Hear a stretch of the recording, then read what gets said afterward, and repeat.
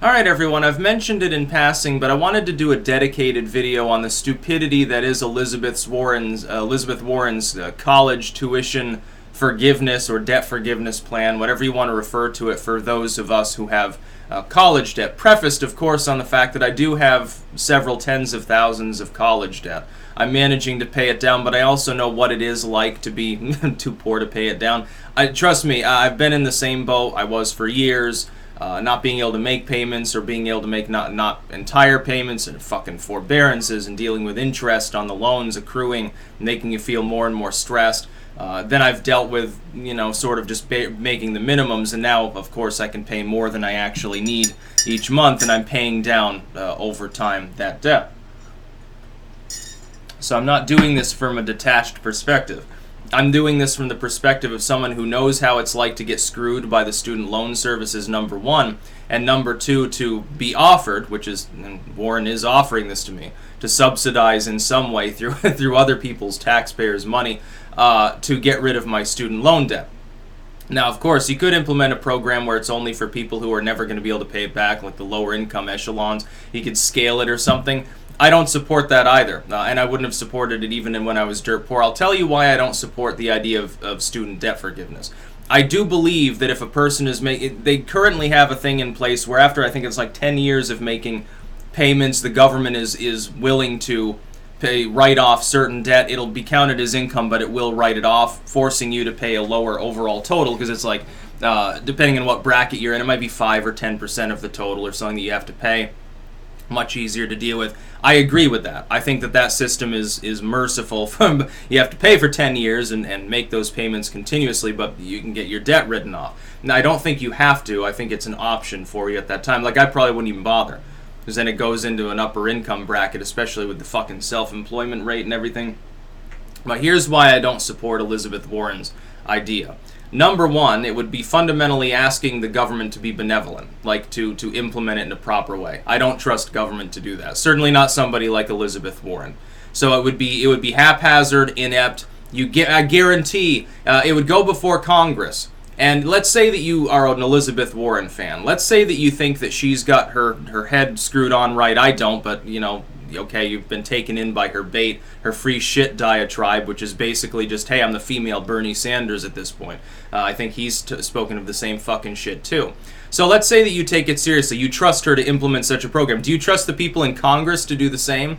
To implement it and not put a bunch of riders on it? So, oh yeah, but some of this money will go for this, and there'll be certain qualifications, like, we're going to give more money to people of a certain skin color, or some weird shit like that. Of course they would. They'll tinker around with it. 6 months later, you'll get something that'll be 10,000 pages long, and the fundamental core of it won't even have anything to do with student loan debt forgiveness anymore. That's the problem.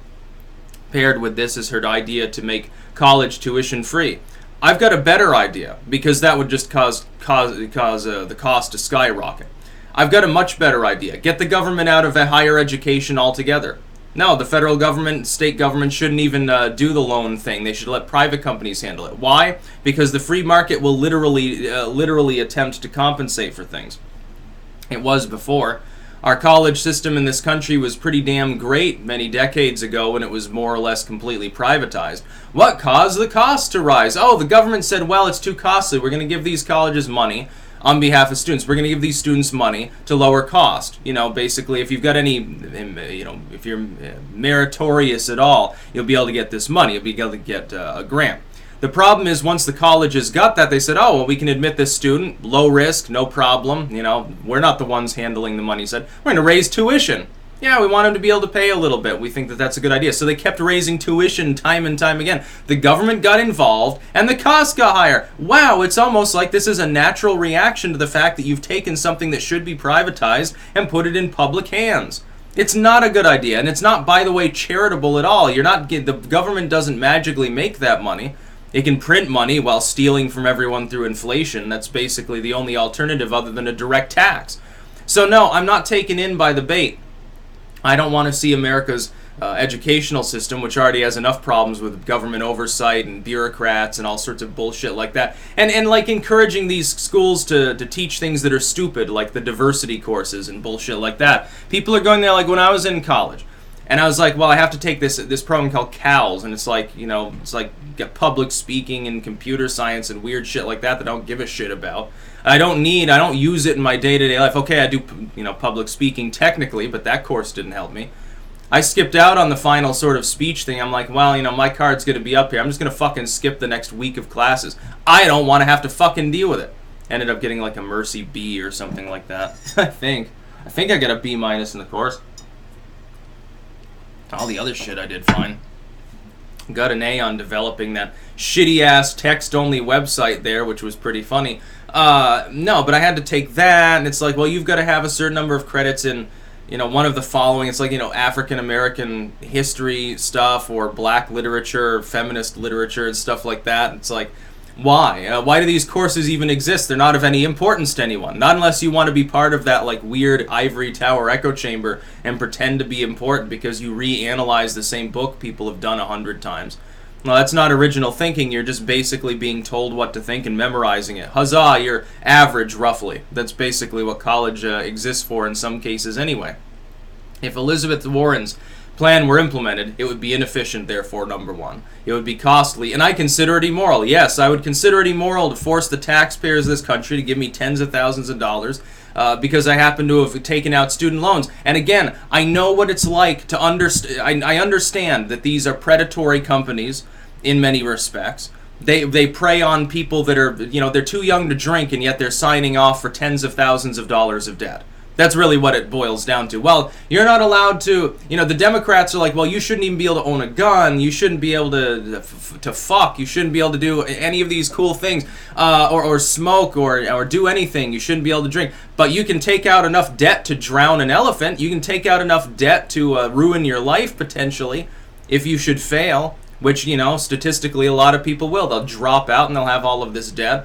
I'm very lucky because I was one of those dropouts and I found my own niche. Okay, well, I'm one of the lucky ones, and trust me, I am aware of that fact every single day. But that doesn't mean that the answer is, well, write off everyone's debt. Well, the government can't just say, well, the debt's magically gone. These private companies don't get jack shit. They're going to have to bail it out, which means a lot of inflation. I can't imagine how many trillions of dollars of added inflation would be necessary if you didn't want to do this based on a tax.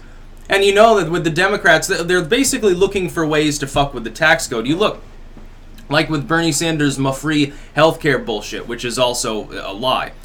The only way the numbers add up to any form of savings or even a zero-sum game is with a massive tax increase. It's basically just an effort to raise taxes on productive elements of society. They don't tell you that that'll extend well down into the middle and working class, by the way. It's a lie. It's a lie by omission.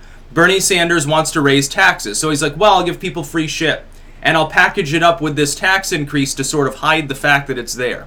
That's all it's about, and it'll be crummy healthcare that won't apply to everyone anyway. It won't be universal, it won't be efficient, it'll cost more, and it'll fall apart, and eventually we'll probably have to repeal it if we have the wherewithal to do so, or we'll stagger along with that extra debt. The same thing is true of free college. There's no such thing as a free ride. Capitalism rules everything with an iron fist. I'm sorry, but that's just the way it is. Evolution favors it over this collectivist bullshit mentality. You can package that shit up in all sorts of ribbons and bows and give it cute, family-friendly sounding names. Free healthcare, free college for all. He. Yes, and what happens when some total moron who is never going to be able to pass their courses then says, well, the college can't say no to me.